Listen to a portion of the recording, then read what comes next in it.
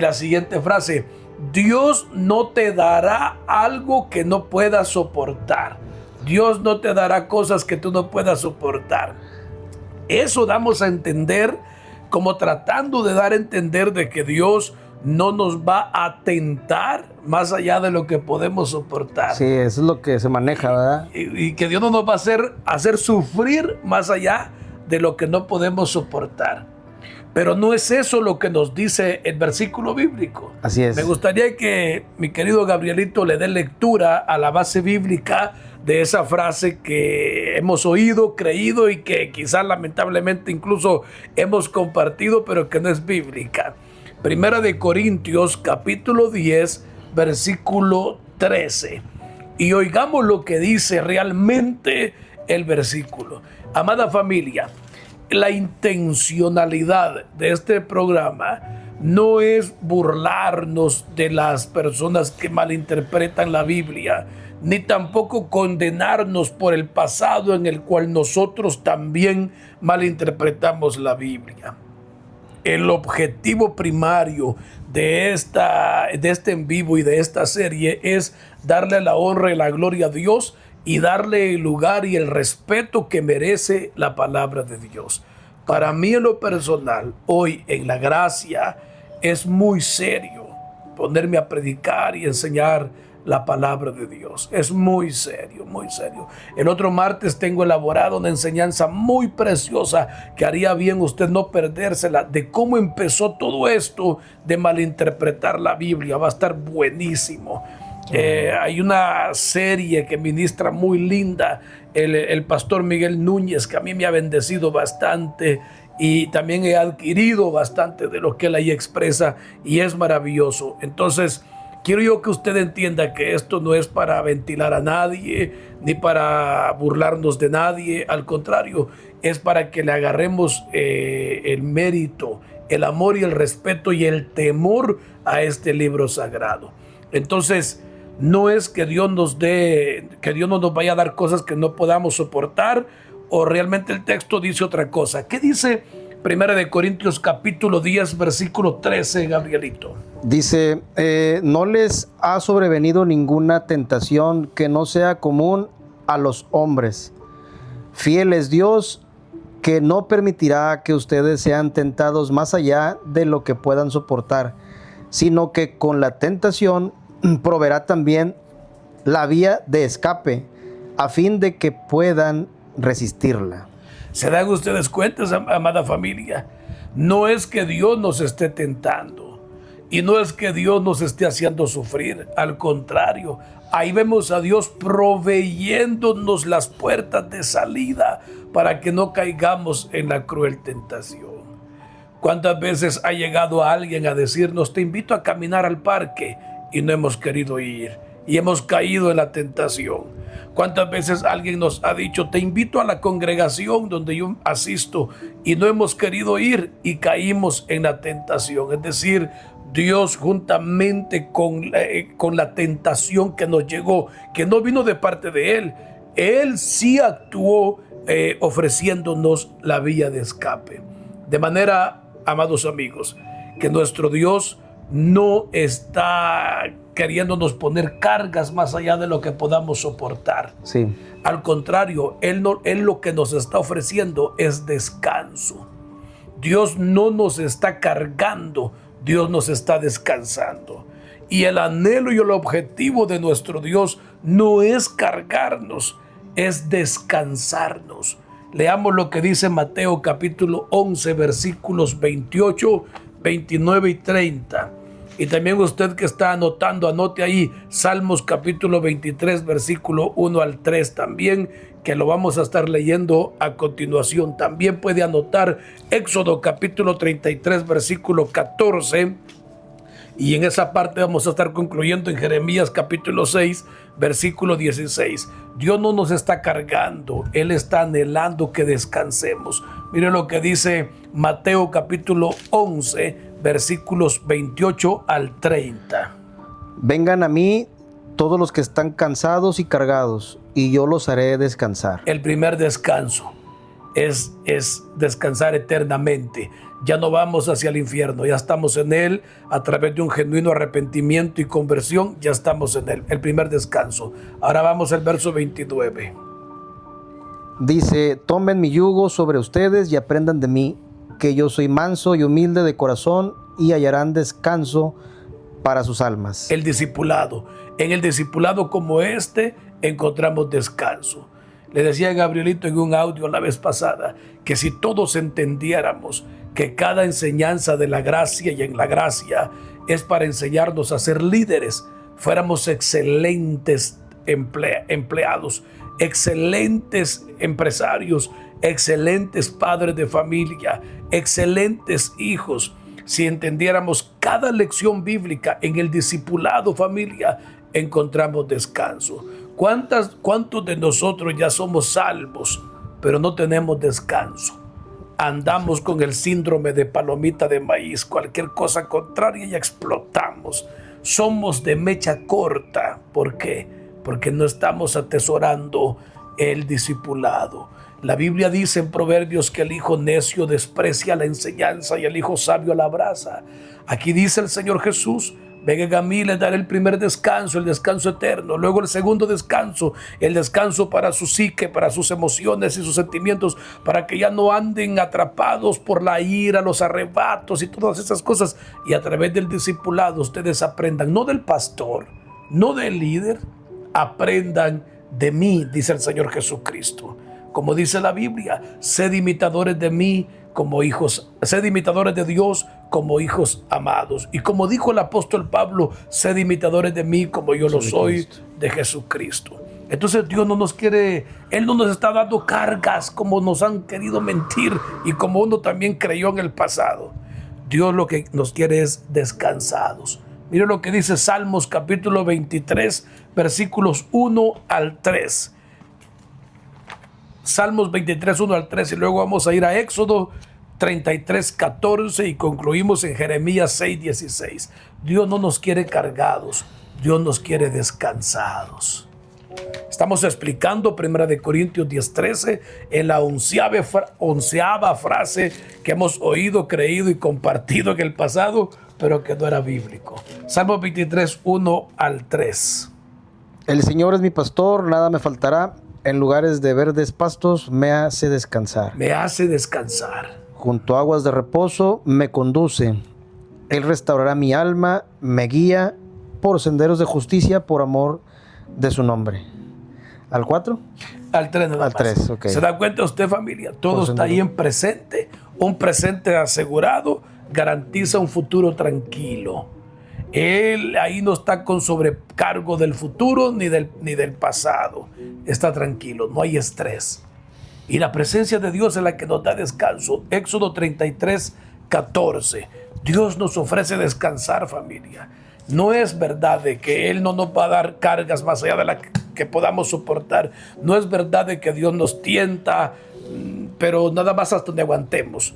Que Dios nos está atribulando, haciéndonos sufrir, pero solo hasta donde aguantemos, ¿verdad? No, al contrario, Él nos quiere dar descanso. Es más, Cristo Jesús, nuestro precioso Señor y Salvador, es nuestro sábado, Él es nuestro reposo, Él es nuestro descanso. Él es el que estará con nosotros todos los días hasta el fin del mundo. Mire lo que dice Éxodo 33, 14. Mi presencia irá contigo y yo te daré descanso. Perdón. Le contestó el Señor. Amén. Está ahí. O sea que su presencia, hoy por la fe en Cristo Jesús, el Espíritu Santo nos habita y Él está con nosotros y su presencia nos garantiza que descanso. Qué bonito. ¿Es válido que un creyente tenga estrés? Sí. ¿Es válido que un creyente tenga ansiedad? Sí. Lo que no es válido es que no corra al secreto para encontrar ese descanso que Dios promete. Jeremías 6, 16. Mire lo que dice el profeta Jeremías en su capítulo 6, versículo 16. Y continuamos afirmando, Dios no nos quiere cargados, Dios nos quiere descansados. Eso es maravilloso, familia. Jeremías 6, 16. Dice, así dice el Señor, Párense en los caminos y miren y pregunten por los senderos antiguos. ¿Cuál es el buen camino? Y anden por él y hallarán descanso para sus almas. Amén. Y gracias al Evangelio sabemos de que el buen camino es Cristo Jesús. Y Él que es el buen camino, Él nos da descanso. De manera, familia, que Dios no nos quiere cargados. Dios nos quiere descansados. Descansados. Pero tampoco Dios tienta. Dios no tienta a nadie. No, el que tienta es el otro, tremendo. Sí, el tentador. Sí. Él nos ayuda a salir nos da las fuerzas. Así es. Pero Él no tienta, Dios como, no tienta como nos lo han dicho, o como lo han malinterpretado. O sea, que sí nos dicen, no, Dios no te va a dar pruebas, hermano, cargas que tú no vas a poder soportar. Y hablan de tentaciones, hablan de diciendo problemas. Que Dios nos quiere descansados, sin tentaciones. Permitirá la prueba, sí. Sí, o sea, permitirá todo. Pero las pruebas son diferentes. Pero digo, la tentación. Pero las tentaciones y las tribulaciones no las permite Dios. O sea, pues están. Las elegimos nosotros. Sí, o sea, están ahí. Sí. El diablo pone y uno dispone. Uno dispone. Lo que Él sí te dice, pues, toma mi yugo mejor. Exactamente. Eso es lo que su yugo es ese discipulado, es tener el conocimiento de qué sí y qué no debo de hacer. Porque Él no tienta a nadie. Quiero que Gabrielito nos lea Santiago capítulo 1, versículos 12 al 15, y luego Santiago capítulo 1, versículo 17. Veamos ahí que Dios no tienta a nadie, porque esa frase dice así, que Dios no te dará nada de lo que no puedas soportar, dando a entender de que Dios te va a tentar hasta donde tú aguantes, que Dios te va a hacer sufrir hasta donde tú aguantes, que Dios te va a dar cargas solo que las aguantes. Pero ya leímos que Dios no nos quiere cargados, Dios nos quiere descansados. ¿Dónde lo leímos? Mateo 11, versículos 28 al 30, Salmos 23, 1 al 3, Éxodo 33, 14, Jeremías 6, 16. Y ahora vamos a ver en el inciso B que Dios no tienta a nadie.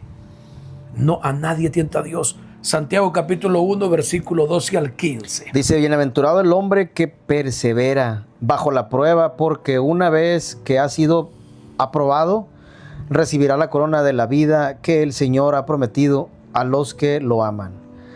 Que nadie diga cuando es tentado, soy tentado por Dios, porque Dios no puede ser tentado por el mal, y Él mismo no tienta a nadie. Y nadie es nadie. Sino que cada uno es tentado cuando es llevado y seducido por su propia pasión. Después, cuando la pasión ha concebido, da a luz el pecado, y cuando el pecado es consumado, pues engendra la muerte. Así es.